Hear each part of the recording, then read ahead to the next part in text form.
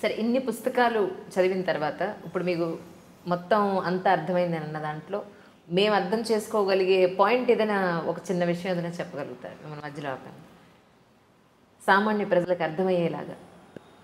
ఒక్క మాటలో చెప్పాలంటే, తనలో తాను రవంత మారడు, తనలో తాను రవంత మారడు, జగత్తత్వంబు మార్పంగ ఆతని సంసారము సంపదల్ సమయమున్ తత్వార్థ విజ్ఞానమున్ వెనుకన్ ముందట చూడక అర్పణముగా వింసు మహామూర్ఖుడు. తనలో తాను రవంత మారడు, జగత్తత్వంబు మార్పంగ ఆతని సంతానము సంపదల్ సమయమున్ తత్వార్థ విజ్ఞానమున్ వెనుకన్ ముందట చూడక అర్పణముగా వింసున్ మహామూర్ఖుడు. ఇతనికిన్ లోనికి చూచు శక్తి నిడుమా తన్మూలమా దైవమా. ఇది నేను గ్రహించిన సారాంశం. ఎవరైనా గ్రహించవచ్చు. మనలో చాలామంది ఎక్కడ పొరపాటు పడతాం, వ్యక్తిగత జీవితం సామాజిక జీవితం అని రెండు ఉంటాయని నేను అనుకోను. వ్యక్తిగత జీవిత ప్రభావం సామాజిక జీవితం మీద ఉంటుంది, సామాజిక జీవిత ప్రభావం వ్యక్తిగత జీవితం మీద ఉంటుంది. ఏదో గీత గీయడం కోసం మనం కొన్ని విషయాలు చెప్పడం ఇష్టం లేక ఇది నా వ్యక్తిగతం అని దాచొచ్చు, అవసరం కూడా లేకపోవచ్చు ఎదుటి వాళ్ళకి. కానీ నిజానికి దాని ప్రభావం మాత్రం మన సామాజిక జీవితం మీద కూడా ఉంటుంది ఖచ్చితంగా. అలా అంత ఖచ్చితంగా విడదీయాల్సిన పని లేదు. ఆ వ్యక్తి చేస్తున్న పొరపాటైనా ప్రపంచం చేస్తున్న పొరపాటైనా ఏమిటంటే ఎవరికి వాళ్ళు పరిశీలించుకోవడం లేదు. తనలో తాను మారడు. ముందు నా బాధ్యత నేను చేస్తున్నాను, నా జీతం తీసుకుంటున్నాను కదా, నాకు లంచం తీసుకునే పని ఏమిటి అసలు, ఎందుకు తీసుకోవాలి నేను? ఈ జీతం నాకు సరిపోతుంది. ఇవాళ ఉద్యోగాల్లో, ప్రభుత్వ ఉద్యోగాల్లో జీతాలు ఎవరికి తక్కువే లేవు. ఉపాధ్యాయులకు కూడా ఇప్పుడు కొత్తగా చేరిన ఒప్పందం ఉపాధ్యాయుడు కూడా 10,000 వస్తుంది. కానీ అలా తీసుకోకపోతే చేతకాని వాడు అంటున్నారు కదా సార్. అలా తీసుకోకపోతే వీడి చేతకాని వాడు ఈ ప్రపంచంలో బతకలేడు. అక్కడే ఆలోచించాల్సింది వాడెవడో అన్నది మనకి సర్టిఫికెట్ అమ్మా అంటున్నారు కదా మీరు. ఎవరు అంటున్నారు? మన పక్క వాళ్ళు, మన పై వాళ్ళు. వారు మనకు సర్టిఫికెట్ ఇస్తారా చేత కాదని, చేతనవనని? వాడెవరు అసలు? వారి స్థాయి ఏంటి? మనం దానికి ఎందుకు వంగిపోవాలి? ఇలా మాట్లాడడంలో మీరు మరోలా అనుకోకపోతే ఒక నాటకం ఏంటంటే ఈయనకి తీసుకోవాలి నుండి అలా సమర్థించుకుంటున్నాడు. ఈ మనిషికి లంచం తీసుకోవాలి నుండి, తప్పు చేయాలి నుండి, చేయకుండా ఉండలేని బలహీనత ఒకటి ఉండి దాన్ని సమర్థించుకుందుకు ఏమంటాడంటే ఇలా ఉండకపోతే లోకంలో బతకలేమండి అంటున్నాడు తప్ప నిజంగా బతకదలుచుకుంటే ఉండక్కర్లేదు. ఆయన ఇష్టం వచ్చినట్టే ఉండొచ్చు. అంతగా ఇప్పుడు ఒక లంచం తీసుకోకపోతే నేను చంపేస్తా అన్నంత పరిస్థితి ఎక్కడైనా ఉందా? అలా లేదమ్మా. ప్రలోభ పెడుతున్నారు అంతే. ప్రలోభాన్ని కాదనొచ్చు. పోనీ ఏ కృష్ణా బ్యారేజీ మీద ఆపేసి నలుగురు గొడ్డళ్ళు వేసుకుని వచ్చి తీసుకుంటావా చంపేయమంటామంటే నా ప్రాణం కోసం తీసుకున్నానండి అంటే ఓకే, ఒప్పుకుందాం. అంత పరిస్థితి ఉన్నవాడు చూపించమనండి. ఇవన్నీ చెప్తారండి నాటకాలండి ఇవన్నీ. అదే మూలం. అది నాకు వేదాంతం ద్వారా మొత్తం ఎన్ని గ్రంథాలు చదివినా సారాంశం ఏం తెలిసిందంటే మనిషి తనలోకి తాను చూసుకోవాలి తప్ప, తనలో తాను మారాలి తప్ప బయట మార్చాల్సింది ఏం లేదు అసలు. ఎవరికి వాళ్ళే. మీరు సమాజానికి అనుకూలంగా దేశభక్తితో, దైవభక్తితో మీరు, నేను, ఈవిడ ఉంటే ముగ్గురు వ్యక్తుల జీవితాలు బాగుండలేదండి. ఒక 300 మంది ఉంటే బాగున్నట్ట, 3 లక్షల మంది ఉంటే బాగున్నట్ట. తప్పించుకుందుకు మాట్లాడుతున్నాం మనం ఇవన్నీ. మొత్తం కృష్ణమూర్తి గారి తత్వం అంతా చదివాను నేను సుమారుగా. జిల్లి కృష్ణమూర్తి గారు ఆయన మొత్తం చెప్పింది ఇది. నీ గురించి ఎందుకు ఆలోచించావు నువ్వు ఇది చేయడానికి అభ్యంతరం ఏంటి? ఎవరి మీద నెట్టేస్తావేమిటి? తప్పించుకుంటావేమిటి వ్యవహారం నుంచి? మనం అనేక రకాల పాపాలు చేసి ఏదో పూజ చేసి తప్పించుకుందామని చూస్తున్నాం. పాపం చేయకుండా ఎందుకు ఉండలేము? అసలు చేసామని ఎందుకు అనుకుంటున్నాం? చేసిన పాపం ఏంటి? చెప్పకపోయినా మనకు తెలుసు కదా. ఈ ఆలోచన చేయాలి. అందుకని మనిషి ఎంతసేపు సంఘసేవ అని, అదని ఇదని, ఏదో సంస్థలు పెట్టమని, ఆధ్యాత్మిక సంస్థలని, ట్రస్టులని అవి ఇవి పెట్టి తన సంపదని, సంసారాన్ని, సమయాన్ని మొత్తం అంతా దానికోసం వెచ్చిస్తాడు. కానీ ఎప్పుడు లోపలికి చూసి నేను ఎవరని ఆలోచించాను. రమణ మహర్షి చెప్పింది అది, యోగ వాసిష్ఠం చెప్పింది అది. నేను ఎవరని ఆలోచించావా? ఆత్మతత్వ విచారం చేసావా? అది చేస్తే నువ్వు ఎక్కడికి వెళ్ళక్కర్లేదు. నువ్వు కూర్చున్న చోట కూర్చొని అదే తత్వంతో ఉండు. మారే చోట మారేదంతా మారుతుందని చెప్పి. ఇందుకేనేమో సార్ ఇంతకుముందు అనేవారు ఏంటంటే పొద్దున్న నుంచి సాయంత్రం వరకు రోజు అయిపోయిన తర్వాత ఈ రోజు అసలు మనం ఏమేం చేసాం, తప్పులు ఏం చేసాం, ఒప్పులు ఏం చేసాం, అబద్ధాలు ఎక్కడ చెప్పాం, ఎవరిని మోసం చేసాం, ఇవన్నీ రాసుకుంటే నిన్ను నువ్వు ప్రశ్నించుకుంటే ఇది ఎందుకు చేశాను అసలు అని నిన్ను నువ్వు కనుక ప్రశ్నించుకుంటే డెఫినెట్గా నీలో ఒక మార్పు వస్తుంది అని చెప్పాను. వస్తుంది, ఖచ్చితంగా వస్తుంది. అది నన్ను అడిగితే ఈ రోజులు పరిస్థితులను బట్టి రాసుకోవడం కంటే మనసులో ఆలోచించుకోవడం మంచిది. రాసుకున్నది ఎవరికైనా దొరికితే ప్రమాదం.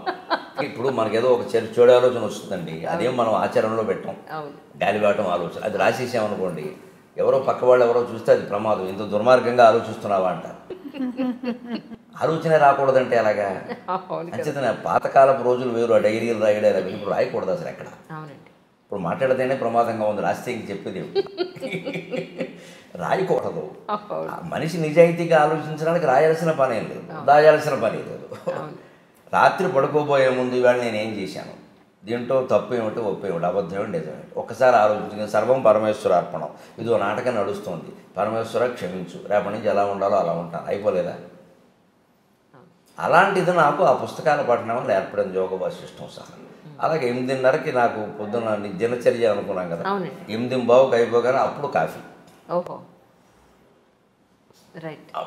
అప్పటికి ఈవిడ అంటూనే ఉంటుంది పాపం, రోజు మాకు మీకంటే ముందు తాగుతున్నాను, ఇదో పాపం ఉంటుంది. నేను దానికి ఒక పరిష్కారం చెప్పాను, మళ్ళీ భర్తతో రెండోసారి తాగితే ఆ పాపం పోతుందని చెప్పాను. అదే నవ్వుకుంటాం మేము సరదాగా. అంతే, ఏమయ్యా రెండోసారి తాగా ఆ పాపం పోదు, ఇదో శాస్త్రానికి ఏముంది, కావాలంటే శ్లోకం నేను రాస్తానని చెప్తాను. సరదాగా ఏముందమ్మా, 8:30కి ఇద్దరం కూర్చొని కాఫీ తాగుతాం, కాసేపటికి అల్పాహారం సిద్ధం చేస్తాం, అది తినేస్తాం. 9ంటికి సరిగ్గా నేను దినపత్రిక పట్టుకుని కూర్చుంటాను. 9 నుంచి 10 ఒక దినపత్రిక ఇంటికి వస్తుంది, ఖచ్చితంగా పట్టుకుని కూర్చుంటాను. ఆ పత్రికలో అంతకుమించి మాత్రం చదవక్కర్లేదు, ఇంకా ఒకసారి ఒక 10 నిమిషాల ముందే అయిపోతుంది. అవి చదువుతాను. ఏదైనా మనకి గ్రహించాల్సింది ఉంటే గ్రహించాలి, లేదా ఒకవేళ చెప్పాలి సభలో కానీ ఇంకో టీవీలో కానీ చెప్పాలంటే తప్పనిసరి అయితే చెప్పడం, లేకపోతే వదిలేడు. ఇదివరకు కూడా ఏదో విశేషమైన వార్తలు చెబుదాం, అలాగా సంచలనం అన్నట్టుగా మనస్సు ఆలోచించింది. కానీ ఆధ్యాత్మిక పరిపక్వత కారణంగా ఈ మధ్య నా మనసు ఆ సంచలనాల గురించి ఆలోచించట్లేదు అసలు.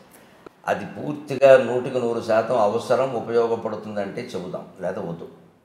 ఎందుకంటే ఇవన్నీ నిందించడం వల్ల, విమర్శించడం వల్ల కలిసి వచ్చేది ఏం లేదు, ఎవడూ మారడం, మనకి శత్రువులు పెరగడం తప్ప దానివల్ల కలిసి వచ్చేది లేదు. అది కూడా అర్థమవుతుంది, క్రమంగా అర్థమవుతుంది. ఇప్పుడు ఆ వ్యక్తిని విమర్శించడం కాదు, ఆ వ్యక్తిలో మార్పుకు మనం కూడా అవకాశం ఇవ్వాలి ఎవరికైనా. 10ంటికి అయిపోయినందుకు 10:30 ఖచ్చితంగా నేను చేయదలుచుకున్న వాళ్ళందరికీ ఫోన్లు 10:30కి చేస్తాను ప్రతిరోజు. ఇంకో సమయంలో నా నుంచి ఫోన్ రాదు, ఖచ్చితంగా 10:30 ఉదయం 10:30, రాత్రి 8:30. నేను ఎవరికైనా చేయదలుచుకుంటే నా దగ్గర నా జేబులో ఉండే కాగితం మీద ఎవరికి ఫోన్ చేయాలో రాసుకుంటాను, నేను వెంటనే చేయను, ఇక్కడ రాస్తాను. ఇదొక బుక్లెట్, 8 పేజీలు ఉంటాయి ఇందులో. ఇది కూడా ఇది వాడేసిన రైల్వే టికెట్, వేస్ట్ వృధా చేయకుండా ఇది 8 మడతలు పెట్టి దీనికి నెంబర్లు వేసి దీని మీద ఎవరో వెంకట్రావుకి ఫోన్ చేయాలి, వెంకట్రా అని రాసుకుంటాను నేను. అది పొద్దున్న 10:30కైనా చేస్తాను, ఎందుకంటే ఆయన ఆఫీసులో ఉంటే దొరుకుతాడు. రాత్రి 8:30కి చేస్తాను, ఇంట్లో ఉంటే దొరుకుతాడు. క్లారిటీ స్పష్టంగా. అందుకని ఇంకా ఆ విషయం ఆలోచించాలి. బుర్ర నిండా వారికి ఫోన్ చేయాలి, వీరితో మాట్లాడాలి, ఏమిటో అన్నీ మర్చిపోతున్నాయి. ఈ మధ్య నాకు మతిమరుపు ఎక్కువైపోయింది, అదేం ఉండదు అసలు. మనం దానికి పని చేయక ఖచ్చితంగా 10:30కి మంచినీళ్ళు తాగి 2 గంటల పోసా 2 గ్లాసులు నీళ్లు తాగుతాను ఖచ్చితంగా. పొద్దున్న 6:30, 8:30, 10:30, 12:30, 2:30, 4:30, 6:30, 8:30, రాత్రి 10:30 ఖచ్చితంగా 2 గ్లాసులు నీళ్లు తాగాల్సిందే. రోజు అయ్యేసరికి 15-16 గ్లాసులు నీళ్ళు అవుతాయి. దానివల్ల ప్రయోజనం ఏంటంటే ఆరోగ్యపరంగా నేను అనుభవించి చెబుతున్నాను. ఎటువంటి ఏదైనా ఆహారాల్లో తేడాలు ఉన్నా, పడాలు ఉన్నా, రాళ్ళు పేరుకునే సమస్యలు లాంటివి మొత్తం కొట్టుకుపోతాయి. మనం తాగేటువంటి నీరులో స్థూల భాగం ఎప్పుడూ మూత్ర విసర్జన రూపంలో వెళ్ళిపోతుంది, సూక్ష్మ భాగం రక్తంగా మారుతుంది, అతి సూక్ష్మ భాగం ప్రాణవాయువుగా మారుతుంది. అతి సూక్ష్మ భాగం నీరు తాగితే ప్రాణవాయువు ఉంటుంది. ప్రాణం ఎప్పుడు నీటి మీద ఆధారపడింది, అన్నం మీద కాదు. అన్నం మానేసి ఉండొచ్చు, నీరు మానేసి ఉండదు. నీరు మానేసి ఉంటే ప్రాణం కూడా పోతుంది. అందుకే ఎంత నిరాహార దీక్ష వాడైనా పాలు కానీ, మజ్జిగ కానీ, నీరు కానీ తాగుతారు. తాగితే కొంతకాలం గెంటేయచ్చు. అలా నీరు తాగుతాను ఖచ్చితంగా. నాకు 10:30కి నీళ్లు తాగేసి అప్పుడు ఈ ఫోన్లు చేసేసి నా కార్యక్రమాల గురించి రిజర్వేషన్లు చేయాల్సి ఉంటాయి కదా, ఏమన్నా అంటే నేనే చేసుకుంటాను. కార్యకర్తను చేయమని చెప్పను, ఎందుకంటే వాళ్ళు మనకి తర్వాత ప్రోగ్రామ్ ఎక్కడ ఉందో వాళ్ళకి తెలియదు, వాళ్ళ ఊరికి చేసేస్తాను. మళ్ళీ అక్కడి నుంచి ఇంకో ఊరు పక్క ఊరు వెళ్ళాలంటే ఆ షెడ్యూల్ నా దగ్గర ఉంటుంది కాబట్టి చేసుకుంటాను. అక్కడికి ఆ పని అయిపోయింది. అప్పుడు ఖచ్చితంగా టీవీకి ఏమన్నా తయారవ్వాలా, సాయంత్రం సభ ఉందా తయారవ్వాలా, ఆ తయారవ్వాల్సి ఉందంటే తయారవుతాను. 10:30, 12:30 సమయం. 12:30 ఖచ్చితంగా గంట కొట్టేసినట్టుగా తిరుగు లేకుండా 12:25కి వచ్చి గురువుగారు భోజనానికి రావచ్చు అంటుంది. అంతే మేడం అండి, గురువు గారు అంటారా? ఎందుకో ఎందుకంటే రావండి అడగండి. ఎందుకు అంటే చాలా నేర్చుకున్నాను అందుకని మా గురువు గారు. ఏం ఆయన నుంచి నేర్చుకున్నావు? చాలా నేర్చుకున్నాను. అవునా? అందులో ఏం నేర్చుకున్నారు? ఒక పాయింట్ మాకు. అవి చెప్పేవి కాదు, అలాగా సహజంగా జరిగినవి అంతే. సరే, 12:30కి భోజనం అంతే. పెట్టేస్తే ఖచ్చితంగా 45 నిమిషాలు భోజనం చేస్తాను. 1:15 వరకు నవ్వులుతూ ఉండాల్సిందే. ఓకే. 3 ఐటమ్స్ మించి భోజనంలో ఉండవు. 4వది ఉంటే ఆవిడ తినాల్సిందే. 3 ఐటమ్స్, 3వది మజ్జిగతో కలిపి 3. మజ్జిగతో కలిపి. ఓహో. ఫర్ యువర్ మజ్జిగతో కైండ్ కలిపి 3. ఇన్ఫర్మేషన్, ఎంత మజ్జిగతో 3. 15-20 ఏళ్ళు బట్టి అంతే. కనీసం 10 ఏళ్ళు బట్టి ఆ నియమం ఖచ్చితంగా. తర్వాత పప్పు, కూర, మజ్జిగ, లేదా వేపుడు, పచ్చడి, మజ్జిగ, ఏదైనా సరే 3 మజ్జిగతో కలిపి. 4వది ఉంటే ఇందులో ఒకటి తగ్గించేస్తాను, అన్నం తగ్గించేస్తాను. మొత్తం మీద అన్నం అంతకుమించి వెళ్ళడానికి వీలు లేదు. అందుకని నాకు షుగర్ ప్రాబ్లమ్స్ అవి ఏం లేవు. తినవలసింది తింటాను.